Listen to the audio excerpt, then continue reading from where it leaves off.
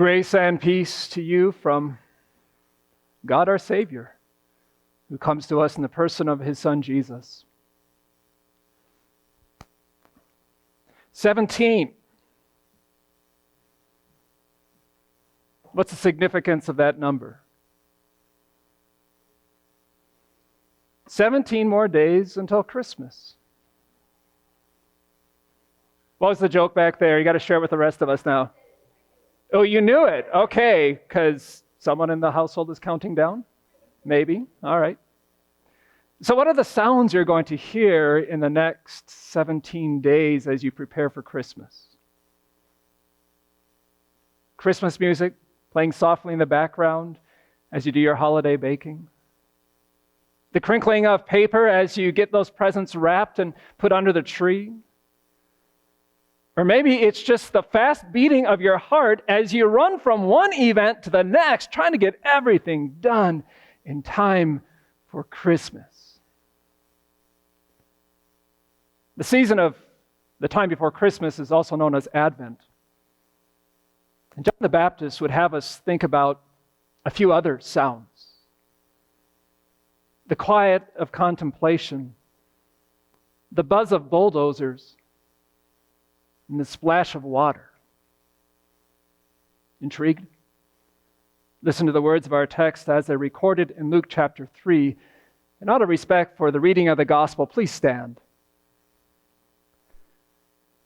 Luke writes, "In the 15th year of the reign of Tiberius Caesar, when Pontius Pilate was governor of Judea, Herod tetrarch of Galilee, his brother Philip tetrarch of Iturea and Trachonitis, and Lysanias tetrarch of Abilene, during the high priesthood of Annas and Caiaphas, the word of God came to John, son of Zechariah, in the wilderness. He went into all the country around the Jordan, preaching a baptism of repentance for the forgiveness of sins. As it is written in the book of the words of Isaiah the prophet, a voice of one calling in the wilderness, prepare the way for the Lord.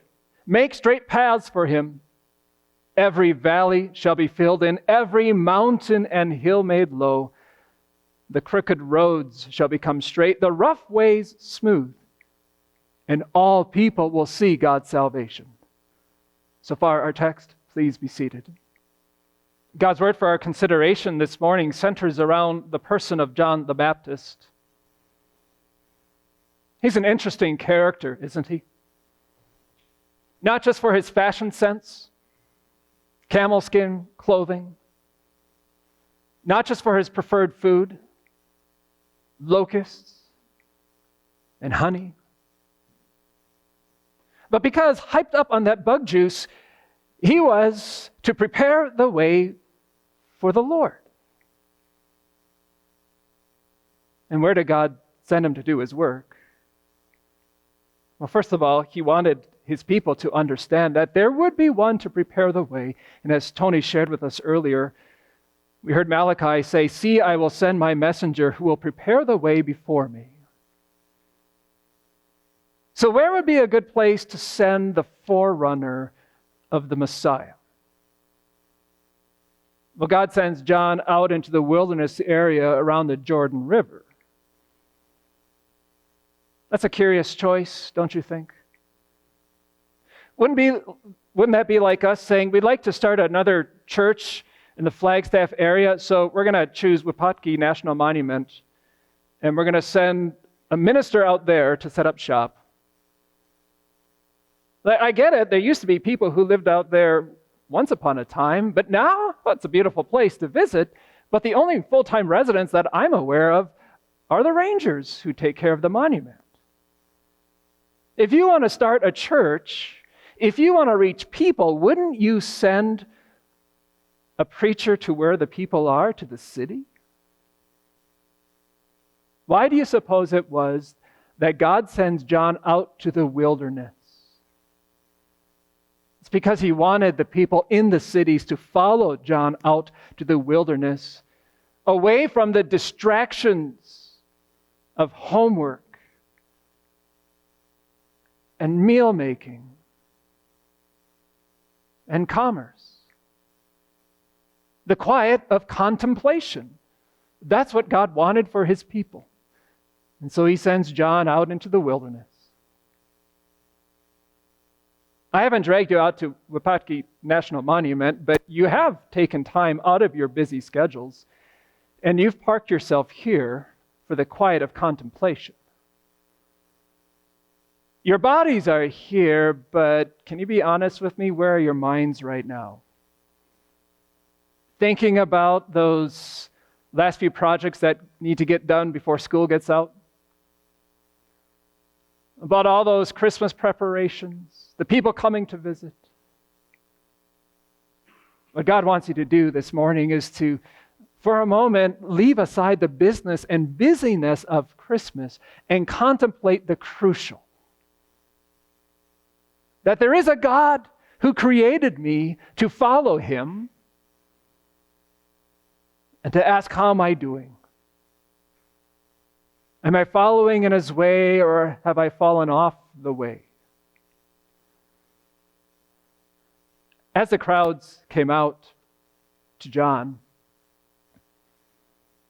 the quiet of the contemplation of the wilderness was quickly shattered by John's message. Repent. And so, where that means, change your mind about sin. Stop thinking of it as something that is cute, funny, harmless. But see it for what it is, as something dangerous. Look at it like you might look at this beach. Oh, it looks beautiful. It looks like a fun place to play beach volleyball or spike ball. And when you get hot, you can run into the water to cool off. Unless there's a sign like this on the beach, which says, warning, rip currents.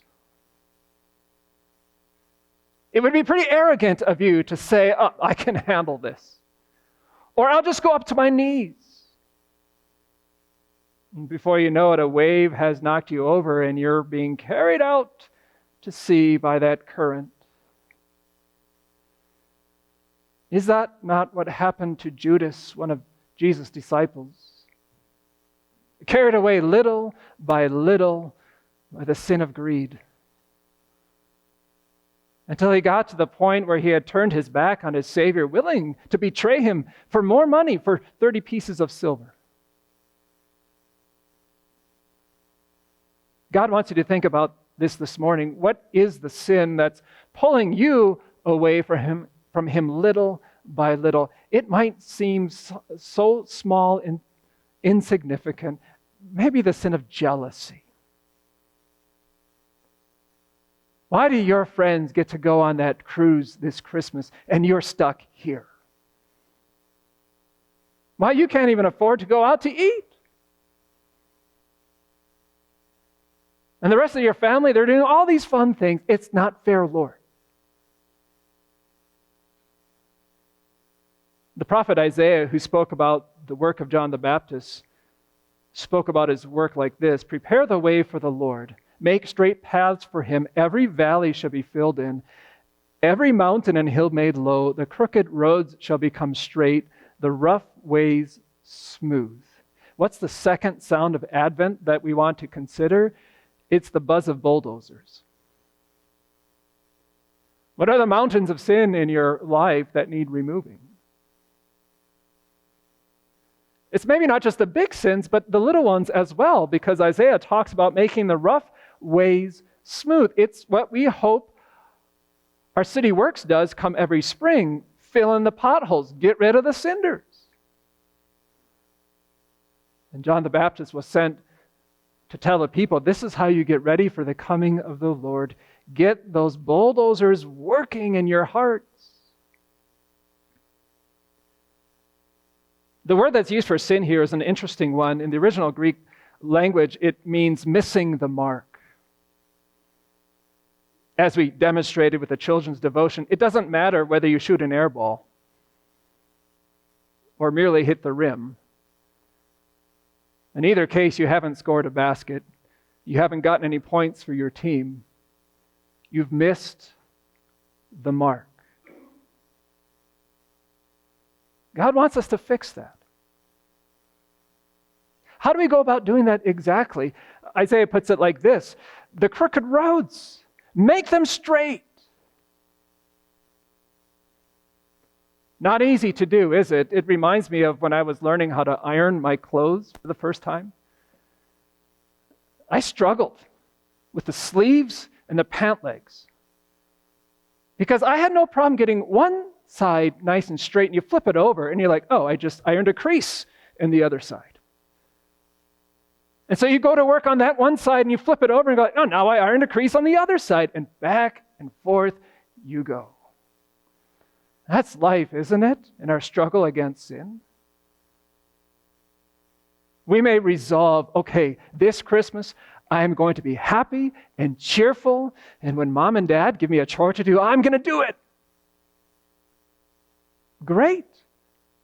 You've ironed out that one side of your life, but then when you go through with that project and your chore, and no one notices, and no one says thank you, you get upset. There's the crease on the other side. The buzz of bulldozers, that is a sound that we should be constantly hearing in our lives, but it's not enough. It's not enough to prepare us for the coming of the Lord. And so thankfully, there's one other sound that God wants us to hear during the season of Advent and really every day of our life, and that's the splash of water. Luke records, John went into all the country around the Jordan, preaching a baptism of repentance for the forgiveness of sins. John's job was not just to say, repent, fix your life. It was to offer a solution. And the solution wasn't in what the people needed to do, it's what God would do for them through baptism. Baptism would offer what? The forgiveness of sins. It's not just John, but the other inspired writers, whenever they talk about baptism, they are very clear. It's not what we do for God, it's what God is doing for us. I like the original language here as well. The baptism is for the forgiveness of sins. Literally, it's for the sending away of missed marks.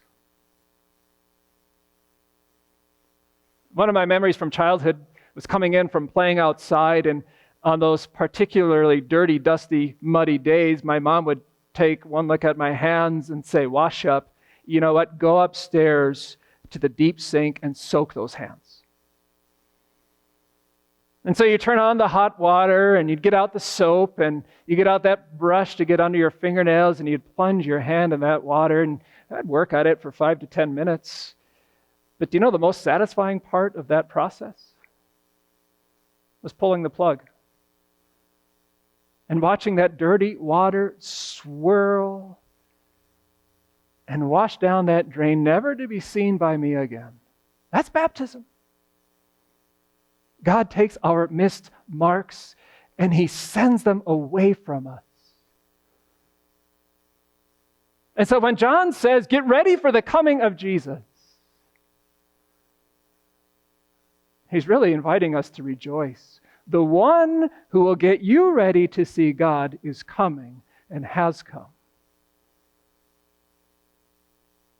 And so during the season before Christmas, when your friends and neighbors will think about the sound of bells ringing and cash registers ringing as well, I want you to think about these other sounds. The quiet of contemplation. What can I do to pull away from the busyness and to spend time with Jesus? One practical thing that you can do when you're here is to make use of the sermon notes in the bulletin.